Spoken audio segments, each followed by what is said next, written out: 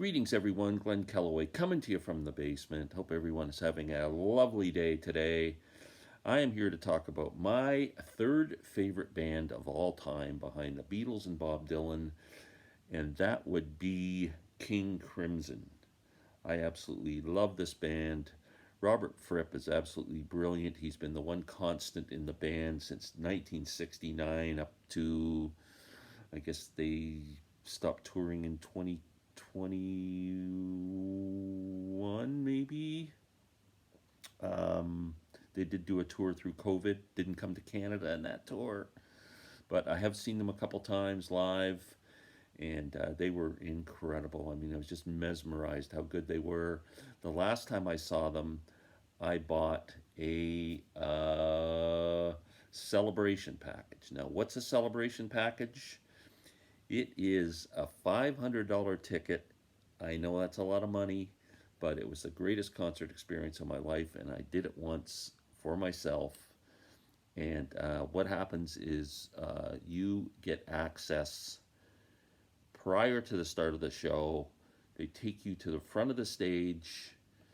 Uh, David Singleton, who kind of runs the whole show, manager slash whatever, jack of all trades with King Crimson, comes out, talks about how they put on a show, how much it costs, how much kind of almost how much money they make performing and touring, and what it takes to put on a King Crimson show and to manage the band just in general. And excellent discussion. There was about 20 of us who bought these tickets at the Toronto show. Um, Then one of the band members comes out. You never know who it's going to be. And this was Jacko Jaksic, who is the second guitarist, along with Robert Fripp. Fantastic guitar player. Brilliant singer. He does all the vocals. And what I love about Jacko is he has the ability to do the vocals on any King Crimson song from any era. So he has to cover Greg Lake, John Witten, Adrian Belew. I mean, and he does a fantastic job. He's just the most talented guy, artist in his own right, has his own solo albums. Jacko Jaksic, I'm a huge fan. So Jacko comes out, and you get to ask him questions and things like that. So it was very cool. He was a very cool dude. Then, surprising, I'm not sure it happens on every celebration uh, show, but Robert Fripp came out.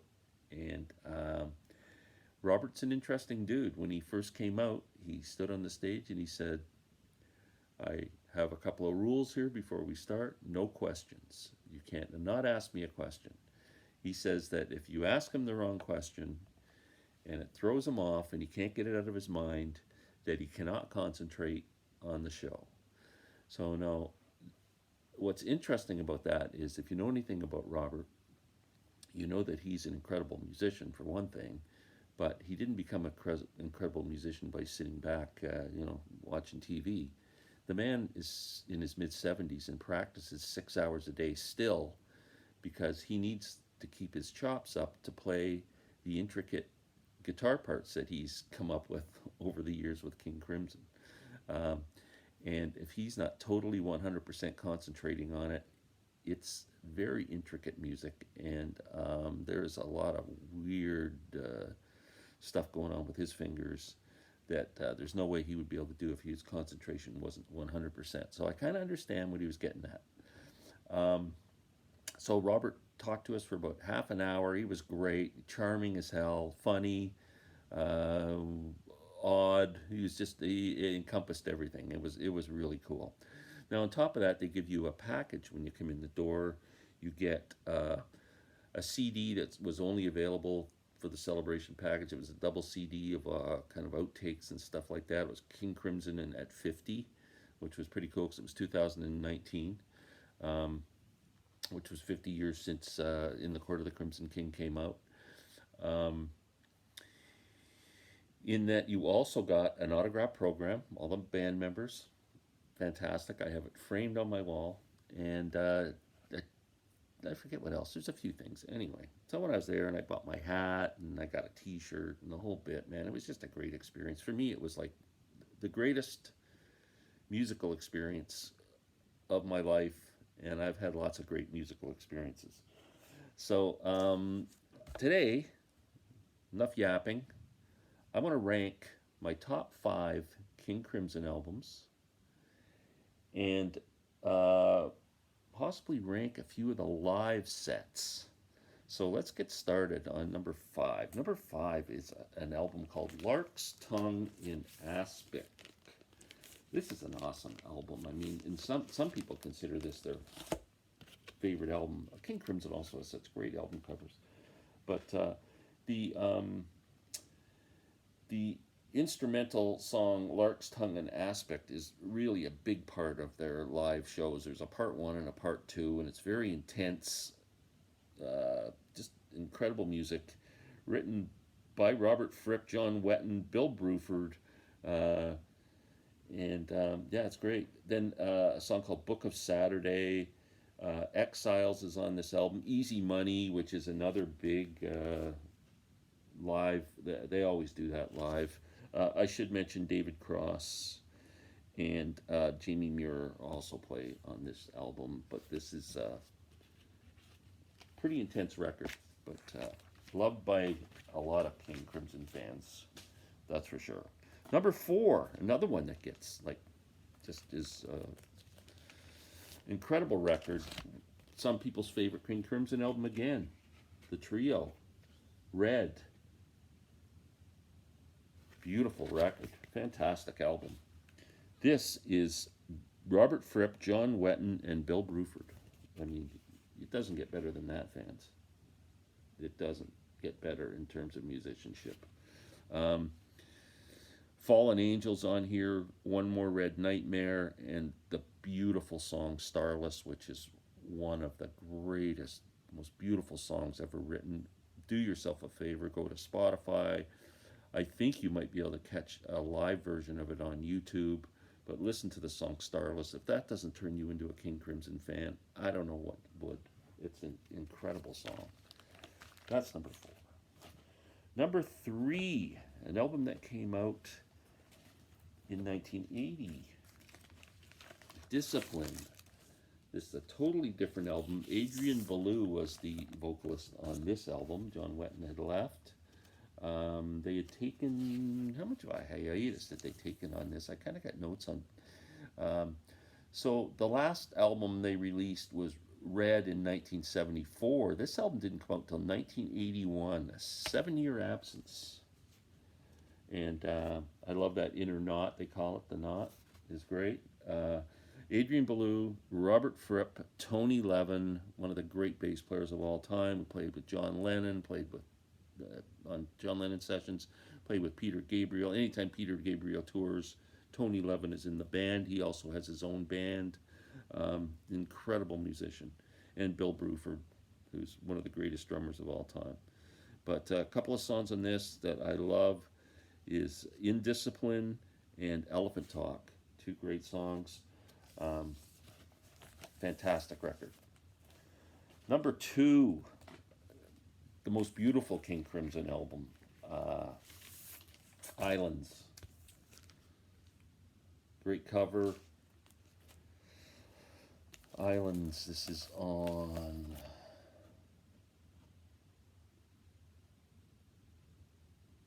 what label is this? In or not? I'm not sure what label that came on. My apologies. But the song Islands is so good. I mentioned earlier that Jacko Jackson came out and talked to us, and we got to ask him questions. The question I asked him, because he's got to do the vocals for the whole, you know, era of King Crimson from 1969 to 1980 something to 2000. Actually, 2003 I think was the last album came out. But covering three different vocalists, I asked him what's his favorite King Crimson song to sing, and he said Islands, and it's a beautiful song. And he related the story about playing live in Japan, very close to the site of Hiroshima and Nagasaki, where the atomic bomb was dropped at the end of World War II. and he said how emotional that moment was when he was singing that song about love for an island. But anyway, this album's fantastic. It's got Sailor's Tale on it, the letters, um, and of course the song Islands. Another one. If you can listen to this song on Spotify, listen to Islands. Mel Collins, the incredible sax, plays all the wind instruments. His solo in this is so beautiful. And if you know me, you know what number one is. It's needs no introduction. In the Court of the Crimson King. Man, just I don't know. It's near perfect. We had a conversation with Rich and Sam the other day about doing a video on what albums are actual masterpieces. This is so close, so close. Just friggin' love that album. Anyway, that's it for studio stuff. Now, I mentioned seeing King Crimson live. They're a great live band, and they put out a lot of live albums. I don't know if I'm going to rank these or not. Maybe. So, number 5, I'm going to say Live in Chicago, 2 CD set, June 28th, 1917. Again, Lark's Tongue and Aspect, of course, certainly is on this. Fallen Angel that I mentioned. Islands is on here. Indiscipline's on here. Easy Money's on here. Songs I mentioned. Starless is on here. Also Heroes. Robert Fripp played with David Bowie on those Berlin albums that he did. A couple of them. And Heroes is one song that he played on. And of course, 21st Century Schizoid Man. These albums sound amazing. This is CDs only. So that's number 5. Number 4 will be Live in Vienna, December 2016. Again, just but it's got a few of the newer songs on here from the 2000s. Construction of a Light is on here. Of course, In the Court of the Crimson King is on here, which was not on the Chicago one. The Letters, Sailor's Tale, another beautiful song. Easy Money. This again is a what do we got here? 1, 2, 3 discs. 3-disc set.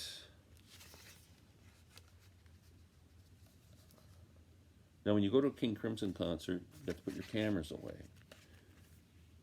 You know, people slam Dylan now and Jack White for making people put their cameras away. King Crimson, they actually have a sign at the front of the stage saying, no electronic devices, put them away.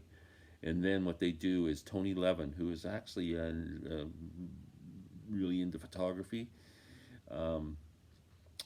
the signal is if Tony picks up his camera to take a picture of the audience, then you're allowed to take a picture of the band. So that usually happens like once in the show or something. Other than that, put it away, man, because, boy, they freak out. So that's a 3 CD set. Rank number 4. Number 3, oh, I love this friggin' set because it's got a DVD video with it, which is absolutely fantastic, a Blu-ray video. This is called Radical Action to Unseat the Hold of Monkey Mind. Fantastic cover. I love that.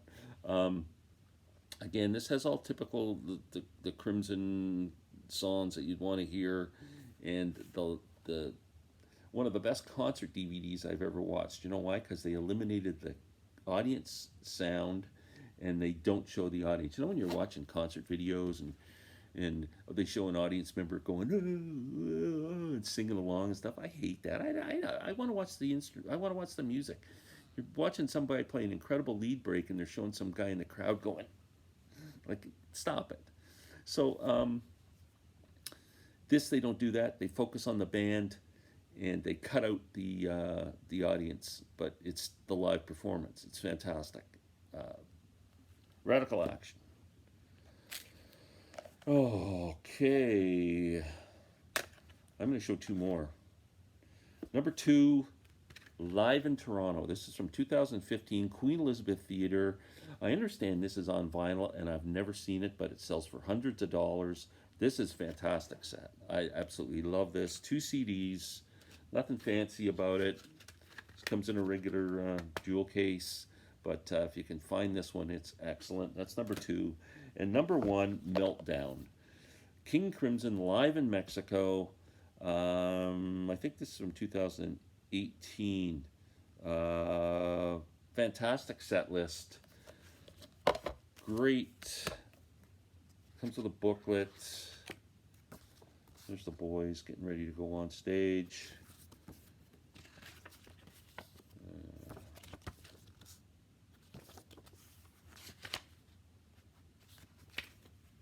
There's the CDs.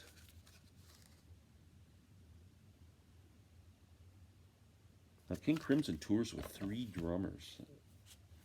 The great Gavin Harrison. Okay, and that's number 2, or that's number 1 actually. And the last thing I want to show you, not ranking it because it's so incredible, is this set that came out last year because someone did a documentary on King Crimson, which is can't miss music documentary. In the Court of the Crimson King. This is the box set. It comes with the Blu-ray documentary. It comes with a DVD version if you don't have a Blu-ray player, and comes with 4 discs of live CD material, which is outstanding. There's Jacko Jackson there. There's Bill Reflin, who unfortunately passed away. They talk about him through the thing. He's dealing with cancer, terminal cancer, during the documentary, and it's dealt with. It's kind of sad. Tony Levin. Mel Collins. Oh man, this guy is such an incredible musician. Look up Mel Collins on Wikipedia and look at this man's resume. And the incredible Robert Fripp, the genius behind King Crimson. That's it. I hope you guys, I've inspired someone to check this band out. Please, they're incredible. Thank you. Have a great day. Push the subscribe button. Thumbs up, whatever you want to do. We'll see you tonight for the Tuesday chat. Please join us.